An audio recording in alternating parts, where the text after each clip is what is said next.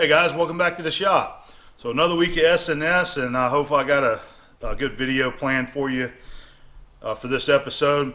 I'll go ahead and I'm going to share with you the footage of broaching the square hole in the crank handle that I was talking about in previous episode. I got that square broach in, and we're going to go ahead and get that crank handle knocked out, the existing crank handle that I found around the shop right here. So I'll probably got some other footage that I'm going to be sharing with you. Fortunately, here lately I've been having quite a few good things to share with you, so I've been taking some video, and at this point of filming this, I don't know what all is going to be in this episode, but I'm going to try to create another good mix for you like I always do. I try to do that every week. It's really one of my favorite videos to create is this Saturday night special, and personally, what I like to try to do is mix it up and give you several different things in there, several different subjects, machining and different things, and even a couple clips here and there outside the shop whenever I have something to share with you. So it's an enjoyable mix for me. It's a creative way to bring you some machine shop content around here and other things that I get into. So it seems to be well liked. There's a couple people that leave comments about things they don't like, but that's okay. I'm going to continue to make the videos the way that I like it and what I want to put in them. And I think you guys are still going to be around here to enjoy them. So we got the crank handle, and I believe I got some shaft work that I did at work. Been working on another real big gearbox, and I had to machine some shafts for that. And I've got some thread repair coming up too that I filmed there at work. It might be next week that I share that with you.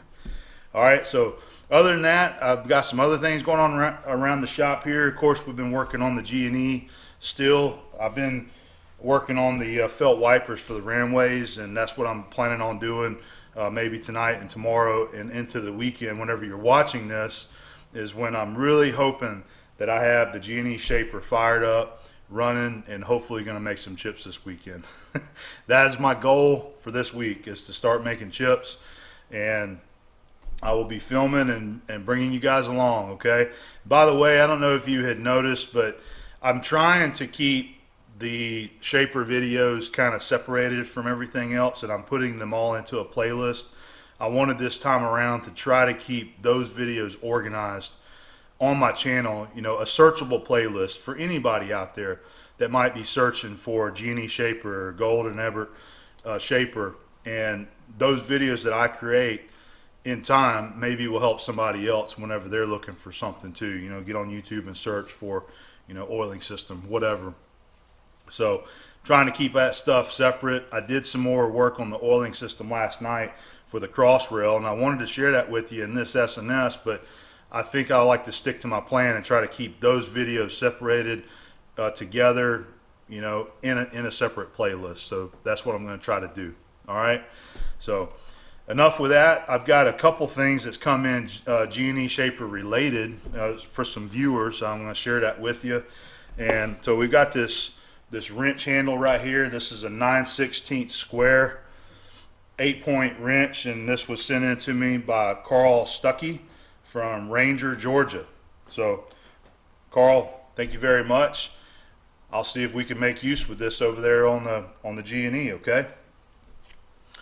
We've also got one of these boring bar holders like I had asked you guys about in a video. If you have any of these large boring bar holders for a shaper, I'm interested in buying some of them.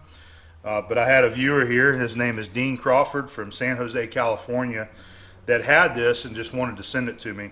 And I didn't even know anything about it. He just said he wanted to send me something. So I think we can put this to use on the shaper right here. This is an Armstrong number 48. But if any of you guys have some of these that are even bigger than this and hold a bigger bar, I'm interested in building up a little collection of these to use in the future over on the shaper. So whenever I want to do some internal shaping or some keyways and that kind of stuff. So Dean, thank you very much for that. I've got one other thing right here that came in that's very cool from my viewer Tom Catron. I think that's how you say his last name. And I'm going to pan the camera down here so you can see.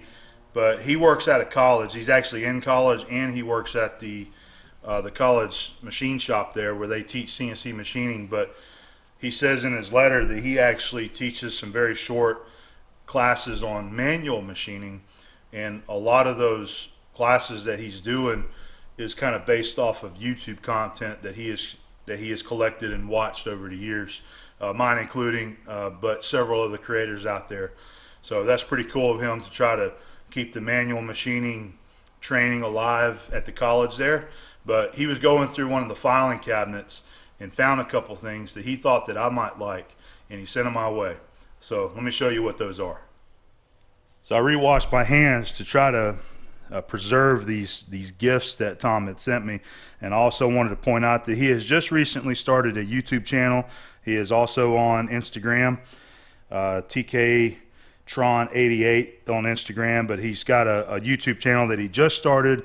I'll have the link up there so that you can check that out if you like to. So this is what Tom sent me that he found in his college's filing cabinet. He says these things were probably put in that cabinet 40 years ago and was never looked at, and they're in just absolutely beautiful condition.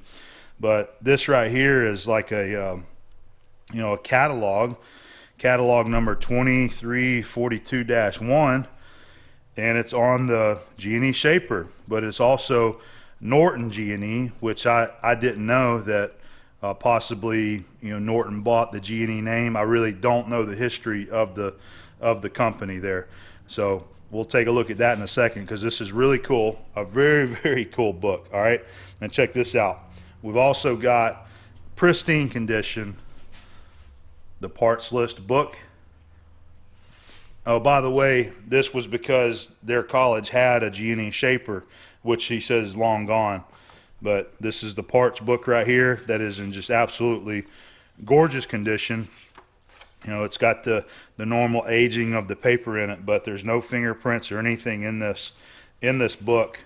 So I'm going to try to keep it clean, but I do want to share this with you and just show you what this book looks like. This is a complete breakdown on the entire machine inside this book right here. All the parts for the tool room and the industrial shapers for G&E. All right, then we have one more here, and that's the operating instructions for the shaper. It's kind of a thin book, but this is what I have seen online. There's been some guys that's already got this stuff scanned and has sent this stuff to me, so I've seen this. There is the oil specifications that I had shown you before. Okay, and it's just the instructions on the machine, how it operates. So there's the cam plate that I was talking about that mine's missing. So it's got info on the auto down feed. Just a very nice book. That's all the overall dimensions of the entire thing. And that's the kind of table I have right there. I got the universal table. Very cool stuff, man. So let's look at this catalog, because this is really neat.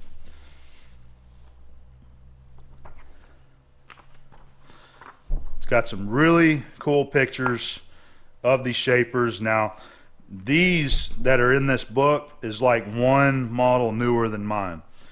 Mine has the adjustment on the top of the ram. The ram position adjust is on the top, the handle that I'd already shown that you loosen, and you can see where this one does not have the handle on the top. This is a slightly newer model than mine. It was an upgraded. They did some upgrades on it.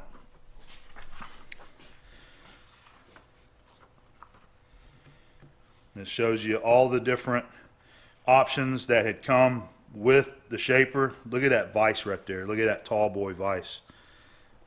So many times that a vise like that is so handy to have, even on a milling machine.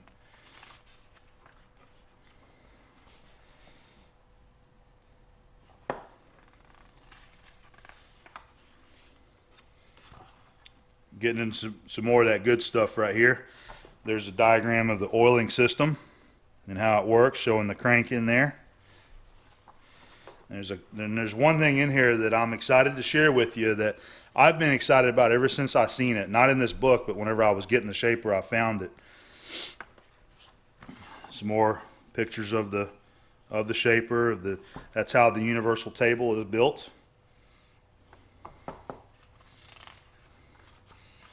All right, so there's a hydraulic tracer attachment on a shaper, and I want you to see this right here. This is what I think is just really cool. A jib crane. That was an option for these things. And how many of you guys have ever seen a factory-made jib crane on a machine before, on a G&E shaper? I've had this idea of doing this for the Monarch lathe, you know, and actually attaching it to the machine.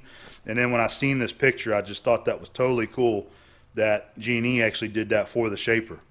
So this is something that I have in mind that I could possibly do later as a really good shop project, is building a jib crane. I also really like this idea too, the supplemental table. Since I have the universal machine, the table on mine is smaller than a regular flat table. So this would be a nice idea too, is to build a bigger table that would bolt on the one side of the table, the flat side. All right, and then there's some other accessories there. There's a center for doing things like splines. So see why it's so cool to have these books. I think that was it. No, we got one more. There's some old school pictures of the shaper being operated by different folks, and just some of the different procedures that were done on it. And then some more of the specifications on all the machines.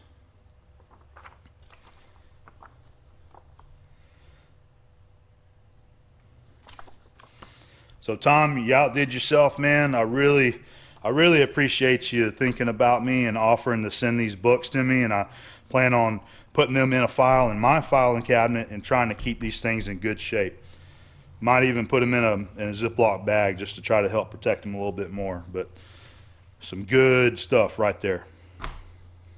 So as you can see, some very cool viewer mail has come in this week, and I just really like these catalogs. It's just one of the coolest things I've seen in a while, these old catalogs. I wanted to mention really quick too, is one of the most common comments that I get anytime I have a new shaper video is, Adam, why a shaper? What can a shaper do that a mill cannot? All right, I'm asked that question over and over again, and it's to the point where, you know, in the beginning I would try to answer some of those questions, but it's asked over and over and over again.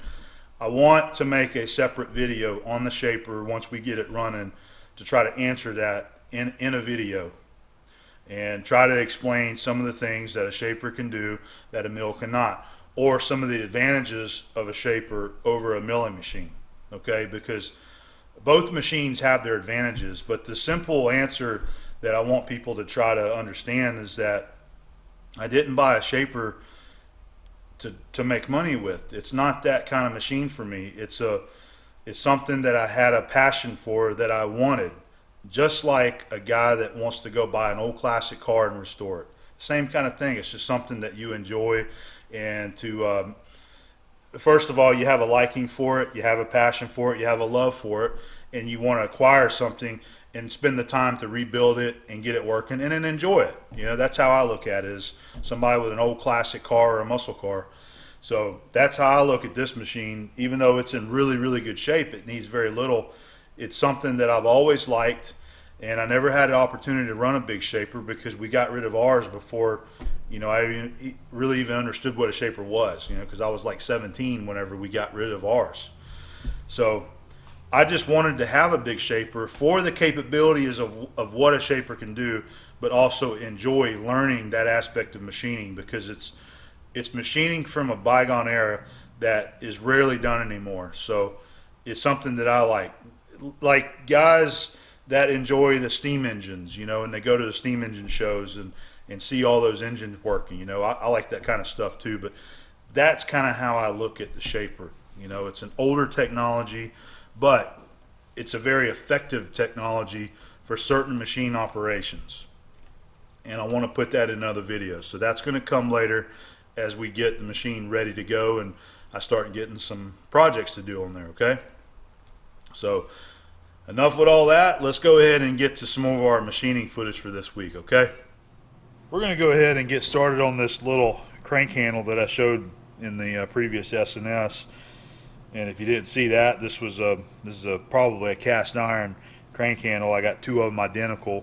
There's some stuff that my dad had around the shop that I'd found a long time ago, and I put them in a drawer to hold on to them.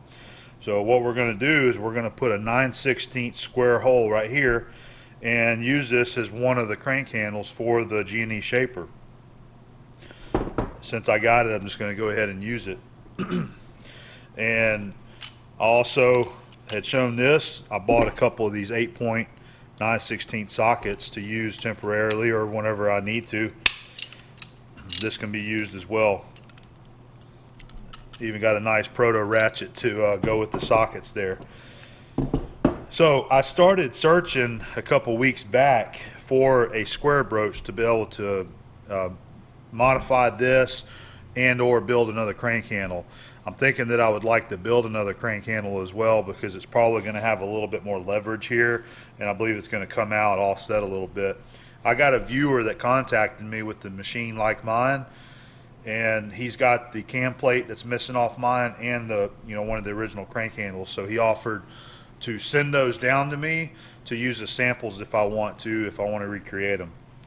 But we're going to go ahead and modify this one and have a little bit of fun in the shop. So I got lucky and found what looks like a brand new 9/16 square broach, and I got this off of the Practical Machinist forum. There was a guy that had this for sale on there, and it was an older thread, and I guess it never did sell.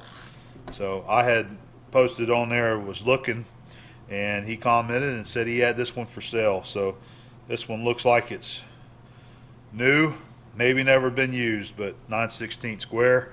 So all you have to do is you have to have a pilot hole of 19/32 and push this on through. So the 19/32 hole will clear for this to start in there, and then it's just a gradual cut. Each one of these, as you push it down in there, it's going to cut a little bit more and a little bit more into the corner until you get to the very last one there.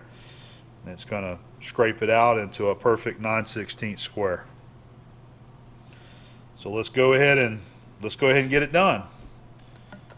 I'll show you my setup on how I'm going to hold it and get it drilled. So I think I want to use this little 3-jaw chuck to hold the handle for drilling and pressing to push the broach through. So I believe that this will hold it nice and square and get the job done. So I've got to position it just right to be able to grab on all 3 of those jaws, because of the casting line where they did the grinding on it right there, it's on both sides.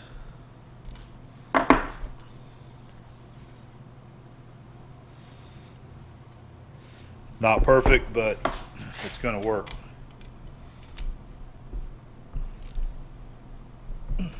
All right, just like that. So we'll scribe us a center point there, locate it, and drill it. And then we'll just leave it in there and then go to the press and push the broach through it.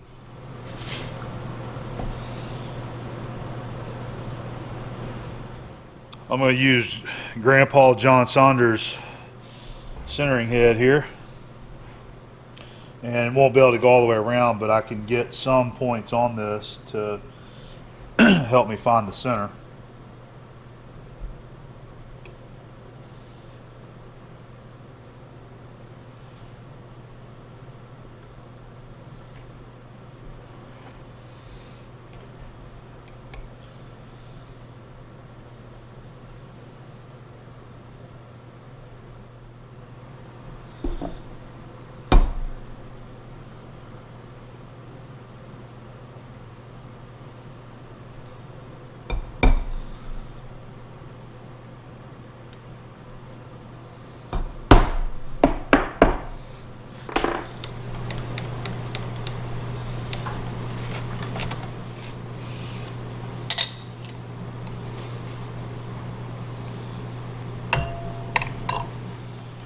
I'm going to put a V-block behind it right here so that we got 3-point contact on the chuck.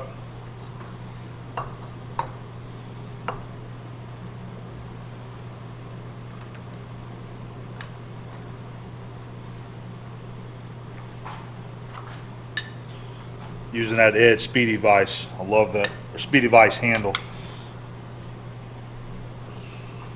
Now to get it close, I'm going to use this little center point here just to eyeball that punch mark.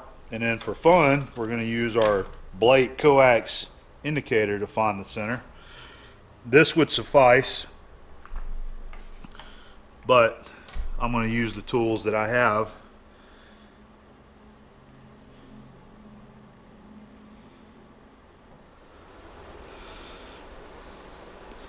And we were already pretty close right there.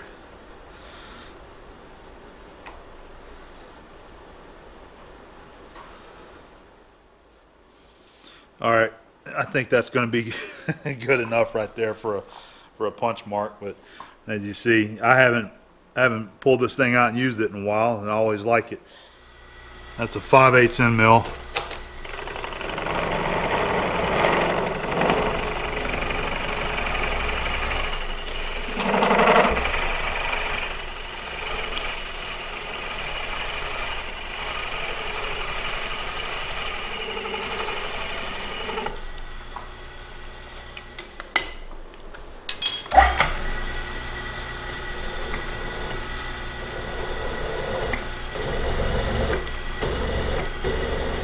I believe we got steel on our hands here, how the chips are looking.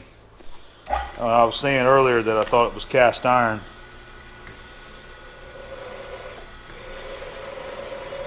Definitely steel.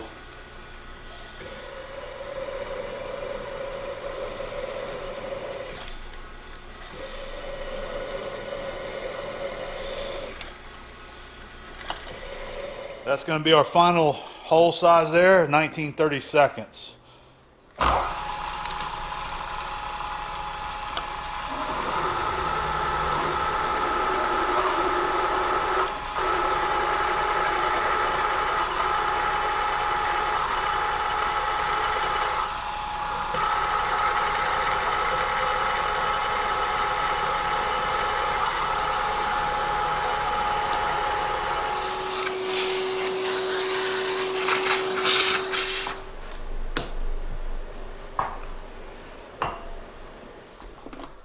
We did good on our drill size. It's right there where it needs to be, 592. I'm surprised it didn't drill it over some. The pilot end of our broach is right there, 592. So what we're gonna have is a tight start on that. It ain't gonna just drop in there, which is good. I didn't want it to cut it way oversized, so I'm gonna have to manually start this with a, I'll use a hammer and get it tapped in there to start it. I want to line the corner up over here on the. We want to line the corners up with this right here. That's how all the square handles usually look. So I should be able to just kind of line it up just like that and give it a little tap and get it started in there. So I don't have my electric press hooked up yet. I just haven't never got around to it. So we're gonna have to use the old Dake manual press. So I'll be cranking it by hand, but luckily it's a one pass shot and it's done. So let's go get it done. Using copper.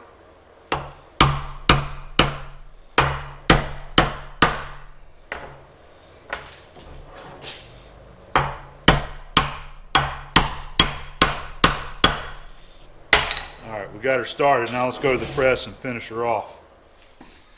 This is one of the things that I need to work on whenever I go into this press, is to fix the end of this and make another tip for it right there. This is just aluminum block, and we're using Aaron's press plates that he cut out for me.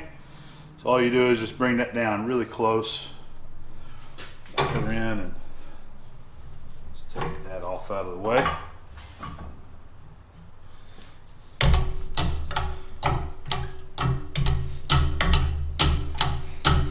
Okay. Get you repositioned. Get a little oil going here.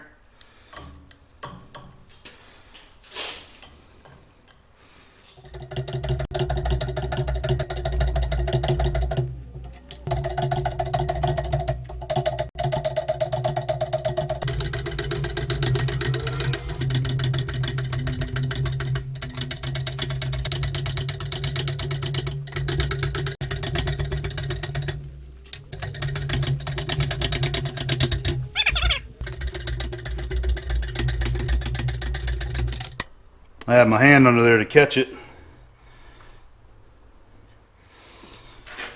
Okay. Look at that, we got a square hole. Get some oil off this. I put a piece of pig mat down underneath it to catch the oil.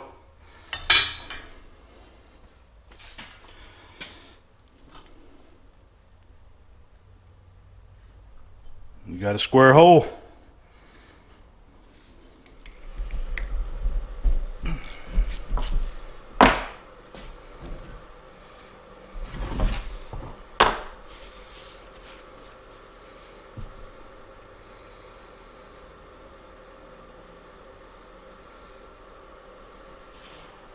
What do you think? I need to do some filing and get rid of the burrs, and I definitely want to do some polishing. But let's go over to the shaper and see if it actually works. So this is where you adjust your stroke.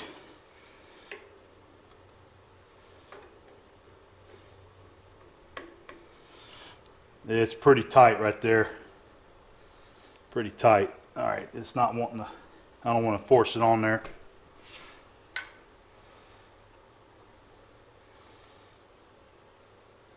May have to do a little bit of filing on it with a square file to get it loosened up just a few thousandths so that it'll fit on there. This feels like it's been, you know, it's got some wear on it too. A lot of years of it pulling on them corners. So I might be able to get in there and do a little bit of filing on that. I'll try that first. Let's see if it fits the other ones. So this is your ram position adjustment right here. It fits that one good. Let's see.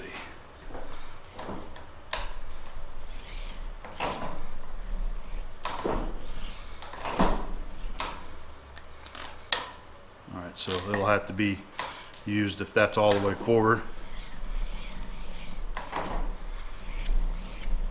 Okay. Fitting that one good. Here's another 9/16 one right here.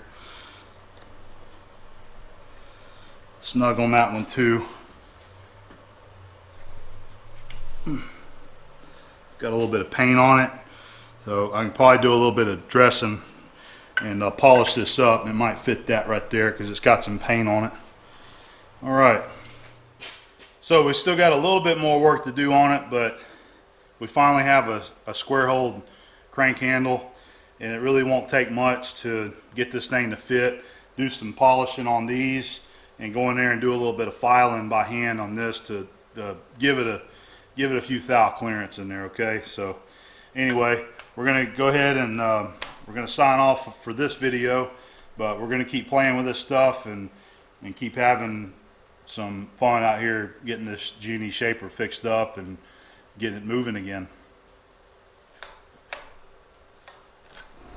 Here's a pair of shafts that I'm working on getting finished up today. Those are identical shafts. Both of them are exactly the same in dimensions, and both of them are bad on this end. From this burnt bearing journal here all the way out, all this is bad on the ends. Spalling, wear, the bearing fits here are bad, and the keyways are bad. So I'm building two new ones. Here's one of them, and this one is finished on this end here. There's your difference between the shaft fit and the bearing fit there, 0.02. So I still got to finish that side. All right, we come down here. This one I just finished. I got the indicators on the bearing journals.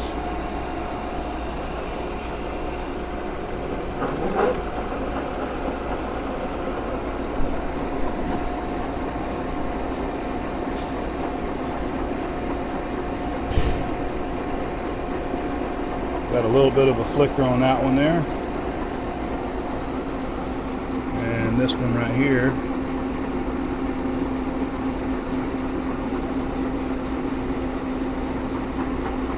Looking pretty good. Alright, so that one's done.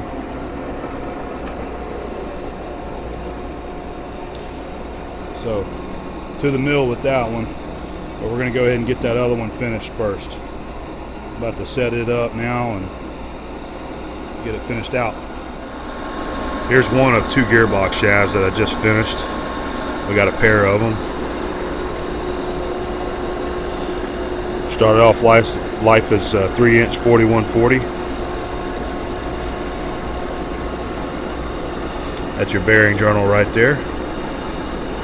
And then that's your shaft fit there. 0.02 difference.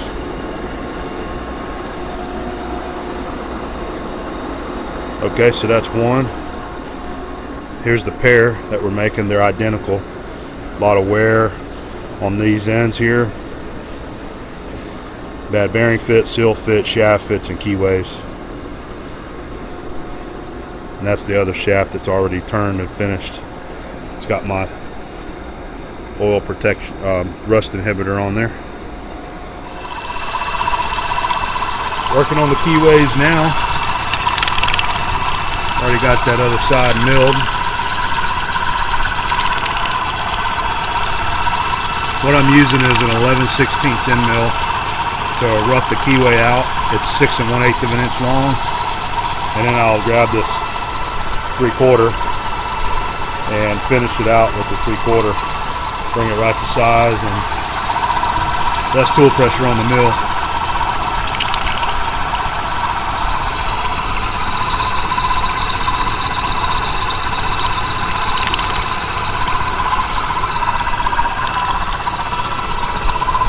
There's the first one completed.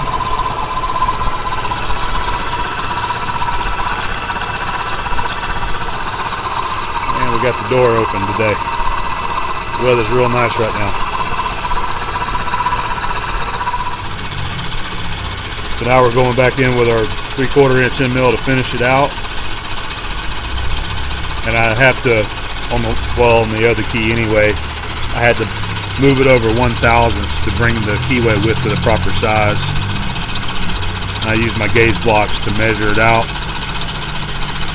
And what I do is I have a snug fit on a 0.750 stack up of gauge blocks in there.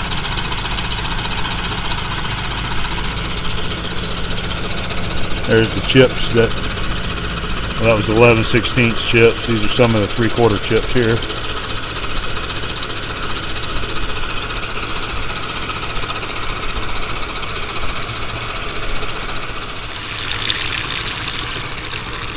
Now we're just working on the third keyway, which is in the center of the shaft for the gear fit. So we got both the end keyways done. I did those first because those journal sizes are exactly the same. Now we're going to finish this one up. Same technique, rough it out with an 11/16 end mill, and I go back in there and I finish it with a 3/4 inch end mill. I've been having to bump it over 2 to 3/1000 now to get it to the proper fit.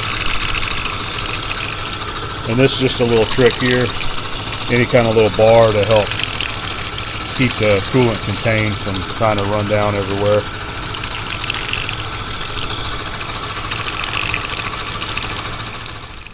Alright, so we got one of them finished up. This one is completely done.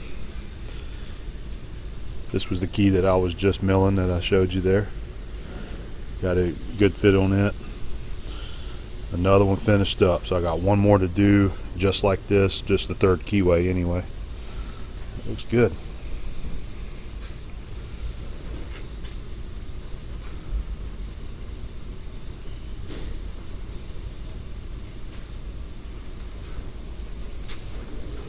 Alright, there's the simple little setup.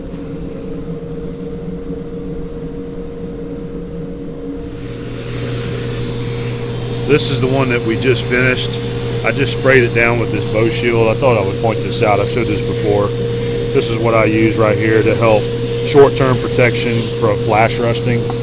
And this is sprayed on yesterday on this shaft. You can see I just kind of wiped it with my finger. So it hasn't fully dried yet, but this stuff does a really good job. It dries and leaves a little oily film on the surface to prevent rusting. Pretty good little product.